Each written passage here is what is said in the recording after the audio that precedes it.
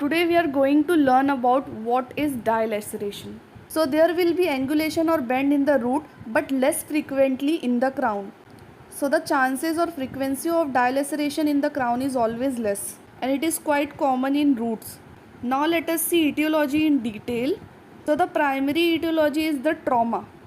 So it is nothing but a mechanical trauma to calcified portion of partially formed tooth result in displacement of calcified portion resulting into dilaceration.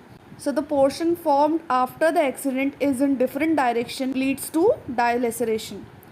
The second reason could be developmental defect and may be formed as a developmental anomaly. Now next moving forward to clinical features. So this dilaceration is most commonly found in maxillary incisors.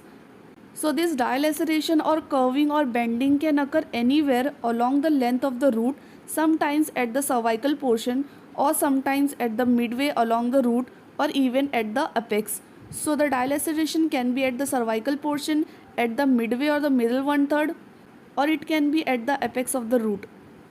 Sometimes angles are so acute that the tooth does not erupt. If the defect is in the crown of an erupted tooth, the angular distortion will be recognized. So as you can see in this diagrammatic representation, the bend could be at the coronal 1/3 in this case, the bend is in the middle 1/3 in this case, and the bend is in the apical 1/3 in this case. Now next moving forward to radiographic features.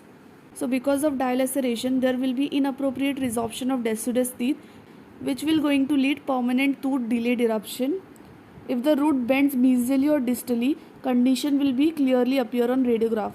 So the bending or the dilaceration is easily visible on radiograph. So here is the example of various different kind of dilacerated tooth. So as you can see here, the premolar is bending apically. So the bending is in the apical 1/3. As you can see in this case, the molar is bending in the apical 1/3. The same here and the same goes here. So these are the some of the example of dilacerated teeth. Now next moving forward to diagnosis. As the dilaceration is usually in the root, so the clinical diagnosis is not possible. So the clinical diagnosis is kind of impossible. But as we already know, radiological diagnosis is very much possible. And radiograph will going to show the curved root or the dilacerated tooth.